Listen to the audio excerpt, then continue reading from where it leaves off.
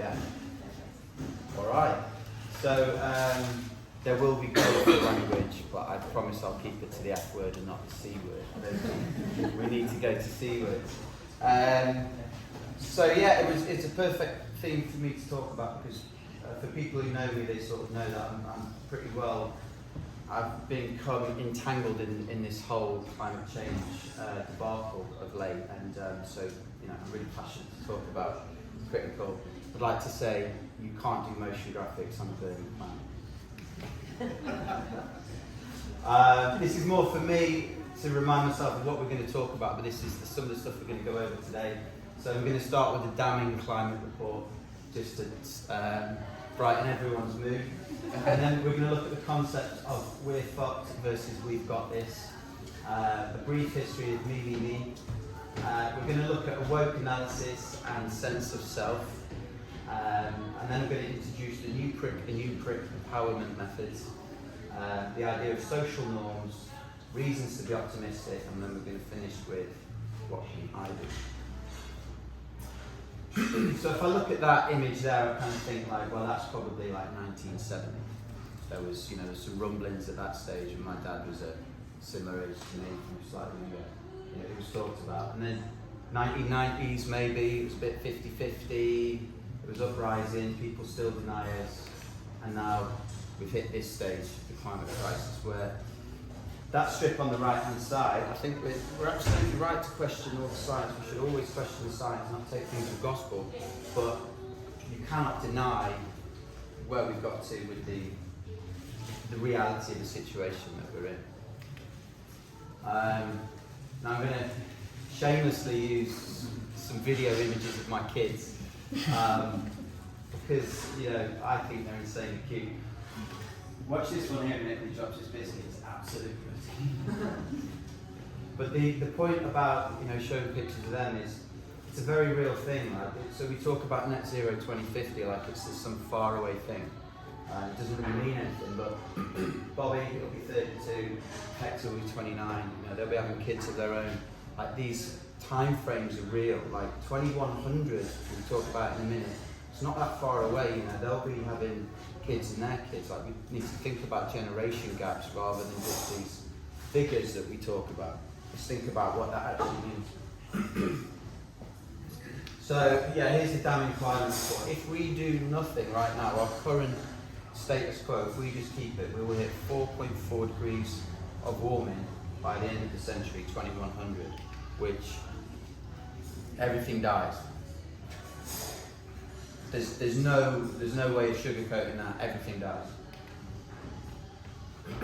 The IPCC, for those who don't know the IPCC, that's the collection of scientists who are looking at all of the scientific literature and trying to make sense of it and giving their best recommendations based on that. 2 degree of warming, which is that's an absolute bare minimum, would require 25% reduction by 2030. So just an overall reduction, 25%. Putting that into context, 2 degree of warming is still really bad for the planet. We're at 1.2. 2 degree is not really a target that I want to see for my kids. I don't want them to be living in those kids to be living in those situations. So yeah, and to put that into our current trajectory, right now, we've only got a 5% chance of hitting 2 degrees. Sorry, this is a really bleak stuff. Right, so now let's look at 1.5 degrees. So this is the buzzword, 1.5 degrees by the end of the century. This is attainable, but it requires a lot of movement. So the amount of movement you've got to get to keep on the 1.5 is a 7.6 year-on-year reduction to 2030. Now, 1.5 degrees is still suboptimal living conditions, and we need to do better than that. So 1.5 is a minimum for everyone. And to put the 7.6 is about the same reduction we saw during the depths of the COVID lockdown. So we reduced by 7.6 by imposing lockdowns on everyone. So it frames the enormity of the task that we have at hand. Right? It's pretty monumental. Now, faced with all of that, and you've got to process all of this, two ways. You can either stand there and go, and a lot of people do this, unfortunately, just go, we fucked it. We really, really fucked it. Or you can say, no, we're not fucked. Like, if you look at the history of humans and what we've achieved, if you believe in how innovative we can be, how we can get ourselves out of so many sticky situations, we can do more with less, and just say, we've got this. Right? We're cutting it fine, really, really fine, but we've got this. So right, brief history of me. This is my dad, circa 1970, I believe. I'm not sure, I just made that figure up. I should have asked it really. And then, at this time, climate change was getting talked about, but no one was really doing anything or taking it seriously at all. Fast forward to the 90s, 1990, I'm 7 years old at this time, and I remember it being on stuff like Newsround. Anything that was on the BBC would have some sort of climate change, something there for the kids. Remember it being on Blue Peas and stuff like this, so we knew about it. We were getting talked about it at school, like we would have classes at school about climate change in primary school, and not just getting to high school. It was known. Let's go to 2008, my mid-20s, kind of out of uni, started working, having a big debate with my dad, as I always do. It's like half the course, at home at Christmas sometime, and I said, we have to get to 100% renewable energy, we have to start doing it. This was in 2008. And my dad, he's an engineer, like a real practical bloke and realist. He's like, 100% renewable energy isn't possible, you're dreaming. And you'll never get away from the grips of oil and gas. Now, I wish I'd said to my dad, you prick, but we're going to come on to that. I didn't, because he's my dad and I respect my dad. But I should have said you prick, and I'm going to come on to what you prick means later on. So, fast forward again a bit further now, just hit 30, and a really fulfilling time. I started a motion graphics animation agency called Grizzle. And this was in London, started in London, and I finally found my sweet spot in life of creativity. Up to this point, I've done some interesting things, but never really kind of found my calling. And then got into this, and it was just found all the levers were great. Everything just seemed to work. 2018, this is our firstborn Hector. So I'm 34 years old now. Hector's born, and Bobby's born. Can we edit that bit out of the video?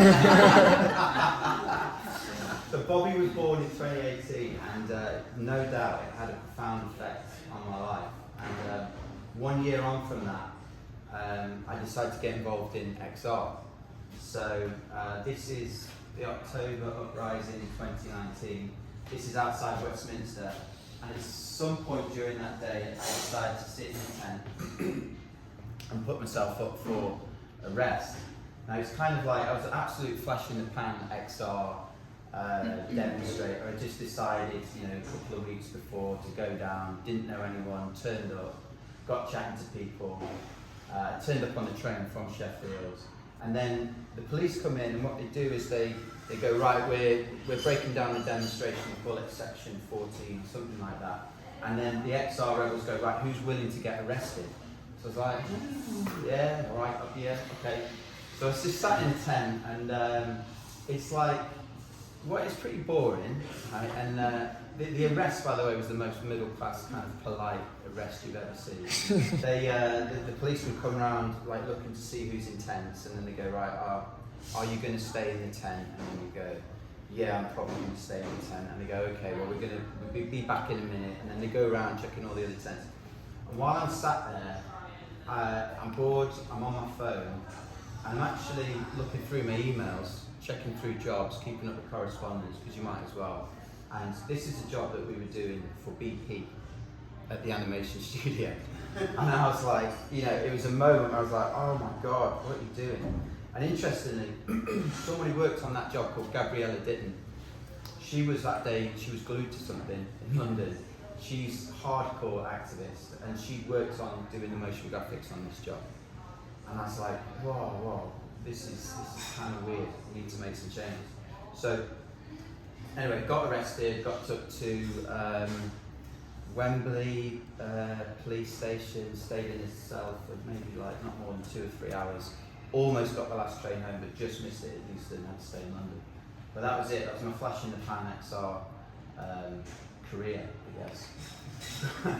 got back to Sheffield and spoke to my business partner. I was like, we've got to make changes. So first thing we did is we cancelled the BP job. We finished what we were contractually obliged to do. But then after that, we said to the agency that we were working for, like, we're not working on oil and gas projects anymore. We can't. They'd asked us to do some further works, and we can't do it. We basically said, look, is it business critical to us? And it wasn't. So it was like, let's get rid. It was easy decision.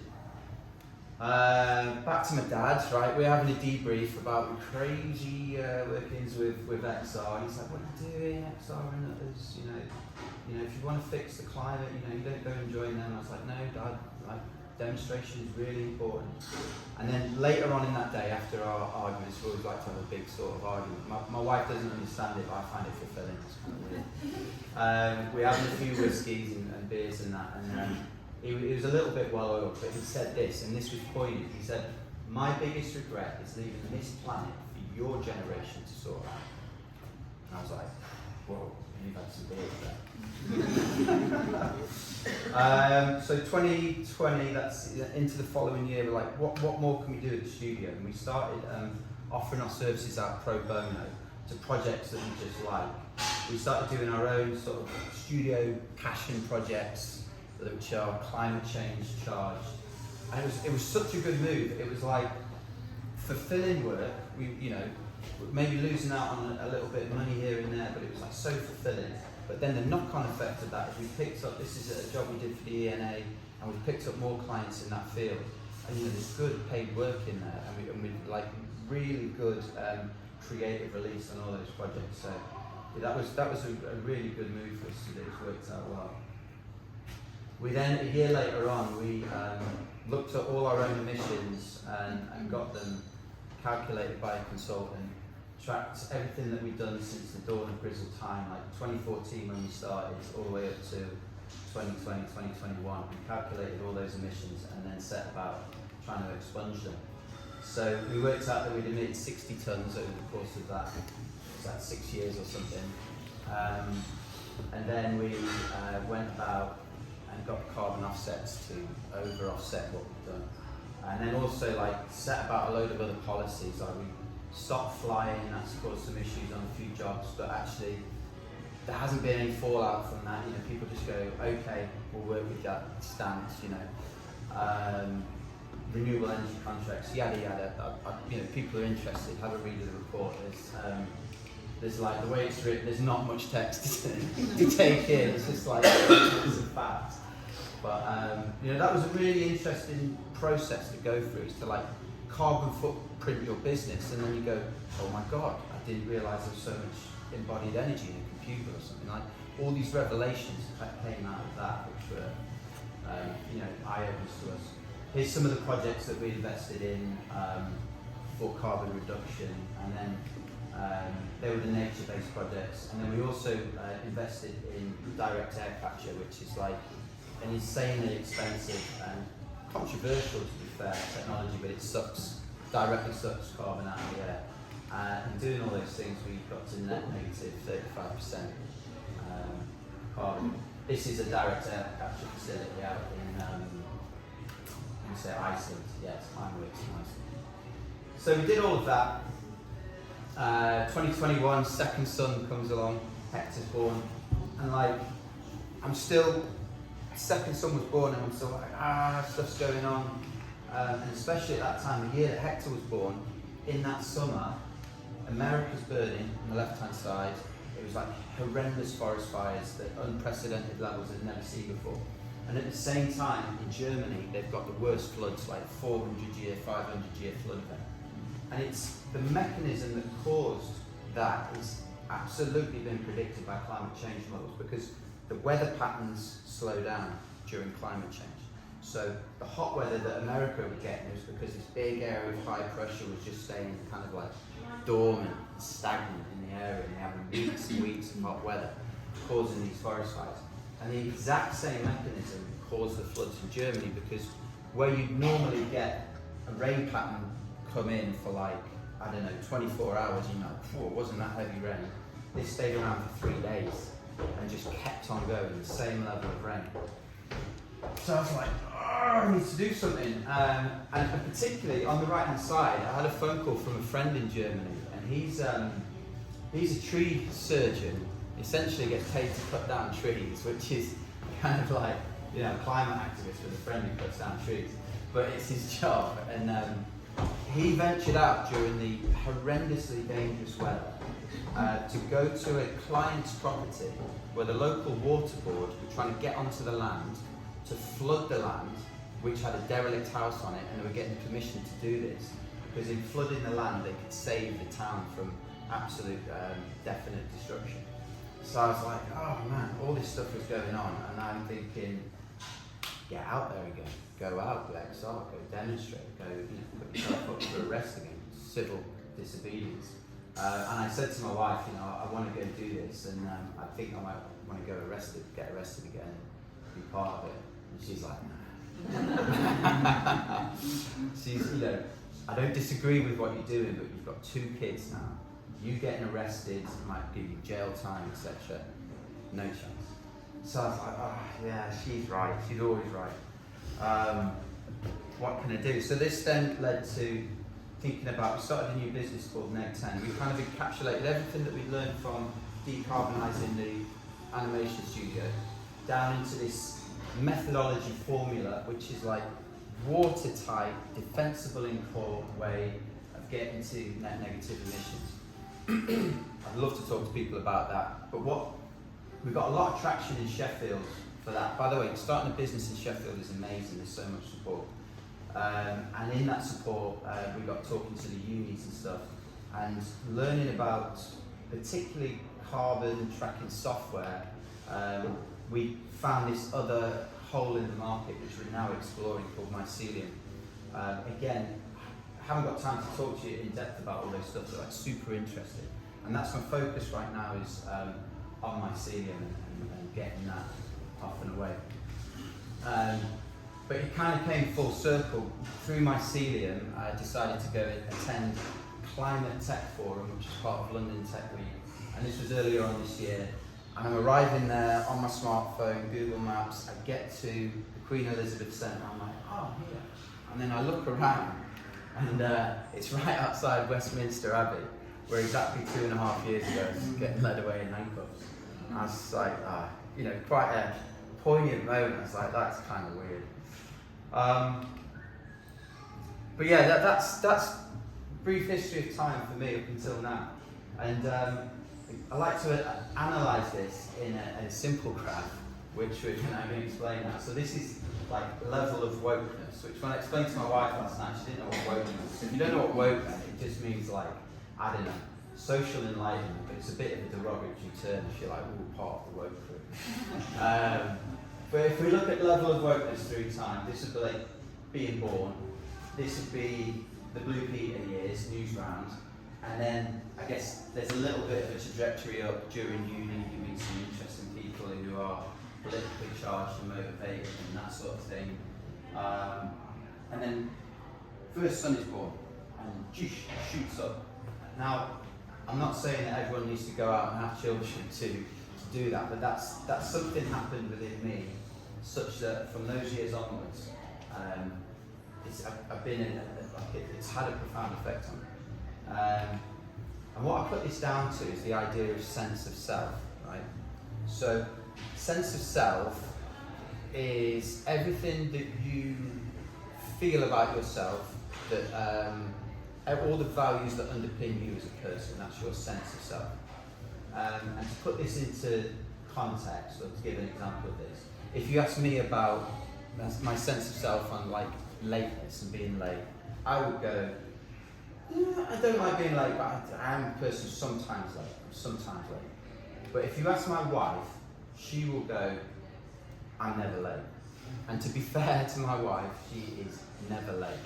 Now, what's happening in the background is with your sense of self, whatever you decide that you are as a person, you will build all of the scaffolding to underpin. Your actions will align to make sure that you achieve your sense of self. So for my wife, who's never late, she will set alarms, she leaves early for stuff. There's always a sense of urgency. There's always a sense of urgency. She'll do research, she will plan, and she will diarise things, and because of that, she is never late. If she's late, you're like checking the news, you're checking BBC News. You're like, well, you think, what's going on here? And that's really important. So if I look at these, so these are my actions through my life, and so naught all the way to Bobby being born, really no action whatsoever. If you ask me about my actions, I would say, well, I advocated for the environment. And then after Bobby being born, loads of stuff that I've got involved in, done, or decided to. I mean, I'm not going to go through them, it's just loads of stuff. So nothing happened, and then stuff happened. And then if you equate that again to like sense of self, up until this point, if you ask me about my sense of self, about the environment, I go, I'm a person who cares about the environment. I do care, I really care. And then when Bobby was born, something changed in me where actually my sense of self went to, I'm a dad who wants to look his kids in the eye and say, I did everything in my power to stop climate change. Which is a fundamentally different sense of self. And then because of that, all of these things, which you can't read here, that's all of the scaffolding, where at any juncture, any point, I'll hit something and I go, well, I don't know if does that support or not support my sense of self. So I think it's really important to think about sense of self. There was no good place to put this in, so it's where it comes in the presentation. So if you're ever feeling like, you don't have any power in this world, like the actions that you take don't have any effect, just think new prick. And new prick stands for never underestimate the power residing in an individual to cause change. Definitely with a K. And when you do this, just think, and to support this, just think about historical people who are able to cause change. Now, obviously, like them or loathe them, I think we can all agree, pretty awful characters. But you cannot deny that they are single entities, they're single beings. Like Putin rose up as a foot soldier from the KGB, and on his own little personal tirade has caused untold amount of destruction and havoc on the world. And Kim Jong-un is quite incredible. He's managed to boil down a whole country to 10 allowable haircuts, which is a strange agenda to have, but that is his agenda. So we're going to have a little ask the audience section now. I'm going to ask the audience, do you think our individual actions have the power to affect the world in regard to climate change? I think that I'm cycling to work every day, and that Elon Musk is flying to space for his jollies. Oh, Elon Musk. Sorry, what's your name? It's Pip. We've 100% never met before. It's not. I haven't seen you at Well, it just so happens I've got Elon Musk. You mean Rocket Man himself? Well, Pip, nice to meet you. What I would say to you is, you prick. Thanks, Mom. You prick. You're underestimating the power residing in an individual to cause change. And this is where you back it up with a historical figure who's caused change in the world. Jedward. Incredible amount of change. Now I know what you're thinking, 2 people. But that's never been proven. And you've mentioned Elon Musk, we can have a separate side discussion about Elon Musk. We cannot deny that this person has created an incredible amount of change from, I don't know what his history is actually, how well he was funded as a kid, but very. Yeah, he was. All right, maybe there's some more levers than other people. But, you know, he is an example of one person forging forward with their own agenda. Now, it's not good enough for me to just stand here and go, look, individuals can cause change, individuals can cause change. Let's think about how is it that it happens? How do individuals cause change? And this is where I like to think about the idea of social norms, like the psychological concept of social norms and humans and why we follow them. So this job, incidentally, in the background was during COVID times. Like, we had our workload fell off a cliff, but then we had this one little lifeline of a job that came in from the NHS, and it was we were getting asked to visualise the motion graphics how the virus spreads and kind of knocks on into people and stuff. And there's a really amazing piece of work done by the NHS, and then right just before it was getting delivered, the government stepped in and said, no, we are controlling all communications with COVID, and they completely canned the project, which was absolutely devastating. They were like, oh no, hands, face, party at my place, or whatever. Now, social norms, right? We've all seen this when you go on into a hotel. You see the sign that says, throw your towel on the floor if you want it washed, put it back on the rail if you want us to reuse them, therefore they don't have to be washed. Everyone's seen it. But some psychologists, one of the guys who contributed to this book, Noah Goldstein and his crew, they started setting aside, looking into what messages, when you put these in hotels, when you put those messages in hotels, which messages have the biggest impact? And the first message they looked at, which was like their kind of, almost like their control message, was just about the environment message. So, number one, help save the environment. You can show your respect for nature and help save the environment by reusing your towels during your stay. 35% increase in uptake on the scheme, which is good, you know. That's a social norm. It's a social norm because it's the general consensus of society. The general consensus is that people care about the environment, so I should care about the environment too. It's a social norm. Okay. The next message that they put on there was, join your fellow guests in helping to save the environment. And they put this on, almost 75% of guests who are asked, that's a completely made up figure, they just put it on. To participate in our new resource savings program, you do so and help by using their towels more than once. Okay, so they've got the environment message in there, they've then put in the extra 75% kind of pull on people. And what we see then is you go from 35% to 44%. So just improve, just by saying other people in this hotel, so the boundaries that they've drawn is the hotel.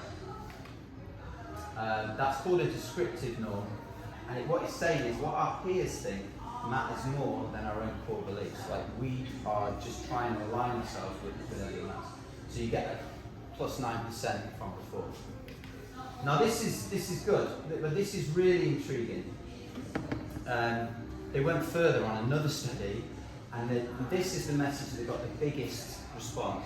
So it's join your fellow guests, almost 75%. But what they did is said, of guests who stayed in this room, within the four walls that you're in, okay, and that gets you up to 49%. So we've gone from 35 almost all the way up to halfway. And that's incredible. That's incredible for me to think about, because anyone could have stayed in that room, right? Hitler could have turned up in that room, right? And you wouldn't know. Like, you have nothing to do with those people in the room. But it's just the closeness, right? The vicinity that they're in makes a difference. It's just a distance thing. It's literally a metric of how far away you were from that person. You're like, Hitler reused their towels, I'm going to have to reuse my towel. Completely bonkers. But that's it. That's the way humans work. We work in, if something's closer to home, it has a much more bigger, profounder effect. So our conformity to descriptive norms is heavily affected by our immediate surroundings. Now, for anyone sitting in this room, it doesn't matter where you are in your career or social standing, think about the effect that you have on the immediate people around you. And it's definitely exaggerated as you work up, become a head of a team or head of an organisation, run your own business, whatever it is you do, maybe be an MP or a celebrity, or it doesn't matter where you get to, the immediate vicinity around you have a big effect on. So think about that, and then think about where you want to be in regard to the climate change debate. Are you going to be that person who says, we're all fucked, we're all fucked, like, it's too big to deal with, I'm not going to roll my sleeves up and get involved? Or are you going to say, no, we've got this, we've got a hell of a lot of work to do, we need to get on with it. I can tell you, our experiences so far of doing it within our business, it's just been fantastic, like positive response. We've had no kickback and negative response at all. And the feedback from our employees at Grizzle has been like, I enjoy working for you guys and I feel empowered. It's nothing but uplifting. So let's summarise this. On the left-hand side, some people might know who that guy is. That's an energy vampire right there. That's the person who says, we're all screwed, like, it's just too much to handle. Nelson Mandela, he spent 27 years in jail. At no point in his life did he go, I'm done for, I'm not going to get out of this. He just spent his time working out his exit strategy. He is a super stoic guy, and that right there is a leader. That is who people follow. So we're going to finish with some reasons to be optimistic, because it's not all doom and gloom. We have to be realistic about how much of a mess we've got ourselves into, but we've got to know we can get ourselves out of this, but it takes a massive upheaval. And first reason to be optimistic: wind and solar are the cheapest power source in most places. It's not a climate debate anymore. It's just like, it's cheaper. It's cheaper. Electric cars, the same. Electric cars are cheaper to run, and the cost of new electric cars are coming down, so soon they'll be comparable to buy or rent or loan than a combustion car. In fact, combustion cars will probably go up a lot because people are like, lithium battery costs have fallen 98% in 30 years. Same can be said for solar. The cost curve, any new technology that comes out, wind, starts up there, everyone goes, oh no, it's too expensive, it'll never work. And all of a sudden that curve just, and then bottoms out to like super cheap levels. Which means, what this means is when a new technology comes out, we shouldn't be skeptical of it. We should go, oh yeah, it's expensive now, but let's get behind it and see what it's like in 10 years. Like, the question shouldn't be, but when a new technology comes out and it's like amazing, the question shouldn't be, is it too expensive? It's like, how quick can we get the cost curve down? That should be the question. 2020, 43% of our energy came from renewable sources in 2020 in the UK. And if you're a fan of nuclear, personally, don't mind, it's low carbon, that was 16%. So you're almost up to 60% low carbon sources in the UK.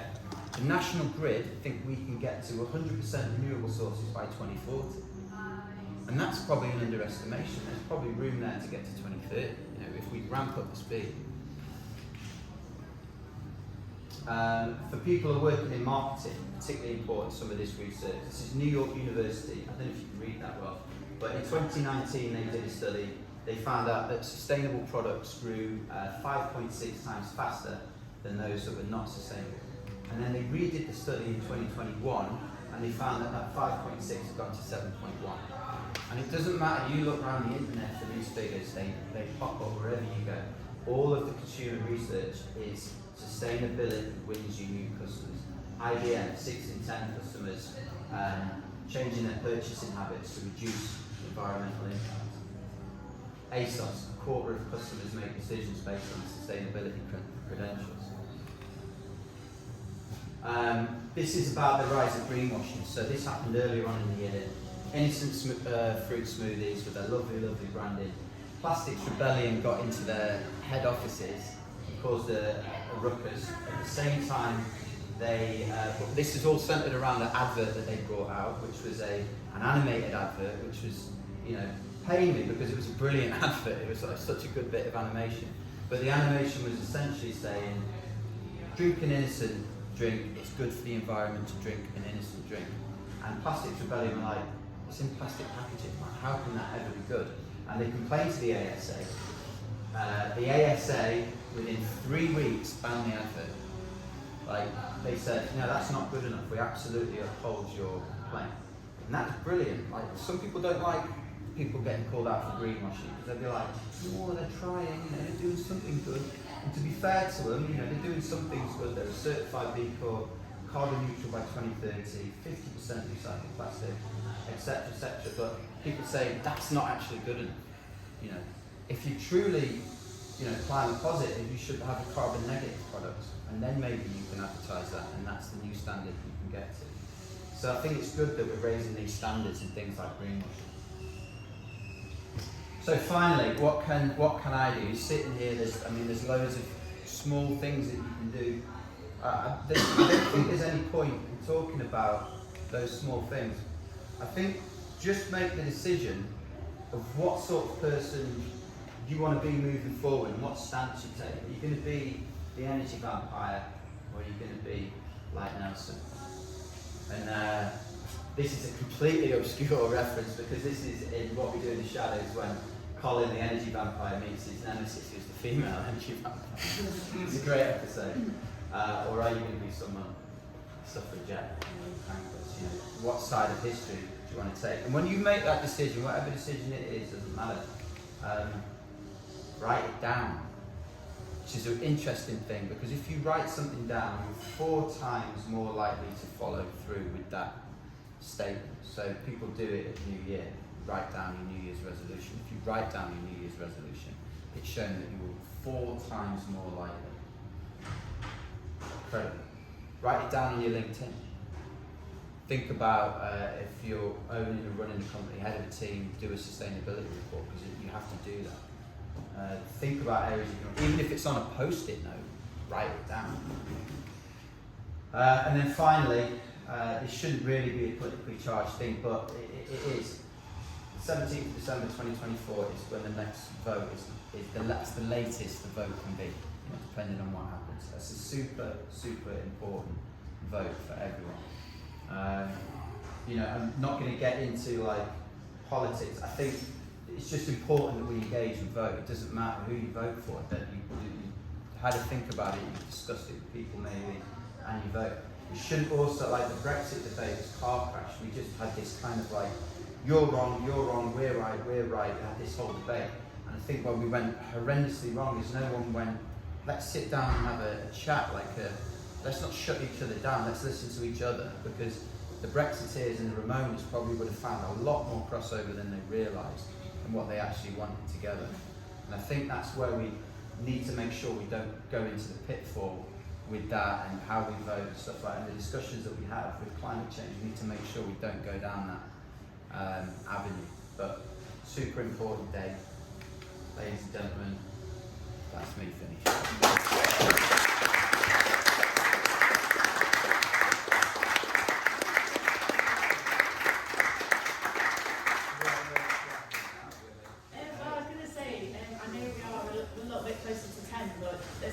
Questions for Tom, because I think this is a really good topic to have the questions on.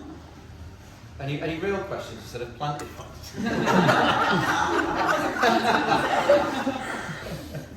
Yeah. So with new technologies, for example, you mentioned that like crypto, for example, it like absolutely destroys the environment. So what's kind of your sense on that? Really good one, because we've turned down 3 or 4 separate NFT jobs this year. Oh, bless you.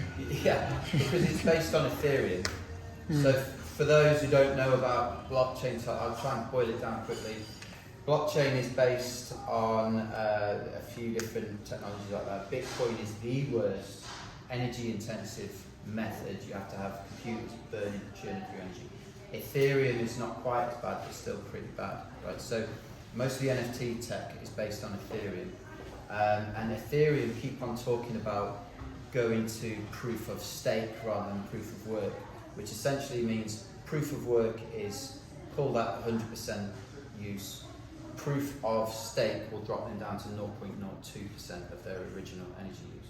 But they've been like towing people along with this for about 2 years. You know, they make a Twitter announcement like, "Oh, we're going to proof. We're definitely going," and then they'll go, "Oh, we haven't quite got there yet." And they've done another one. I think they've said that it'll be by autumn this year or September. Like we're almost in September. However, I think blockchain technology has such. Mycelium, for instance, we are already talking to blockchain technologically capable companies who can offer blockchain technology for a fraction of the energy use, because it has really useful benefits for the system that we're suggesting with mycelium. So well, I think we're getting to that point now where you, especially if Ethereum do go to proof of stake rather than proof of work, where you go, well, it's not that energy intensive anymore, and especially if the thing that you're looking into has benefits for the environment, then do it. Sick. Yeah. Thank you. Any other questions? I really want to, but I've got so many thoughts spinning on in my head from how good that was. I just can't compose them right now. You know what I mean? Well, I mean, if anyone wants to get the email address at the end of this, and I mean, I've sort of over the last 1.5 to 2 years, have brushed upon all different parts of the, like taking a company and decarbonising it, getting involved in activism, creating two decarbonisation type businesses which are in development right now. Like maybe have some insight for people. I'm more than happy. It's one of my favourite things to chat about. So just get the details and stay in touch. There's only one thing I was going to say, because I went to see a play. It was called How a City Can Save the World. Did you see that in Sheffield the other week? No, how a city can save the world. Like specifically Sheffield or It was done by the Sheffield Community Theatre, and it was like my daughter took me there because she knows I'm interested in what you sort of talked about. When you saw that play, it was quite powerful, and it used some animated sort of things in the play, and I just think perhaps you might want to sort of think about working with sort of like community art sort of things. Yeah. And because it was really powerful, and a bit like the message at the end, it basically was, we're fucked, basically. But it was quite an interesting thing to make people think, and I just think that's something probably you could... I think there's a room for, like what we did with the pro bono work with, finding renewable energy companies or people involved in climate and doing free work for them. We worked with, what are they called? The Surfers Against Sewerage. We did a video for them, stuff like that. I think there's a space where I think all creatives can come together and just offer their services, like some sort of collective pool of people. And I thought about setting this up and trying to get a movement going, but it would be for stuff like the theatre productions and stuff like that. I think creatives could come together and create this union where they just offer their services. You can contact me, I'll give you 5 days, 10 days of work, let me work on a project, and especially for up and coming whatever, graphic designers, motion designers or animators or anything, creative industries, that's a great way of getting in and getting some foot in the door and then getting your work published after that. But I'm going to call time because I know it's a little bit late, but first off, massive round of applause for Tom.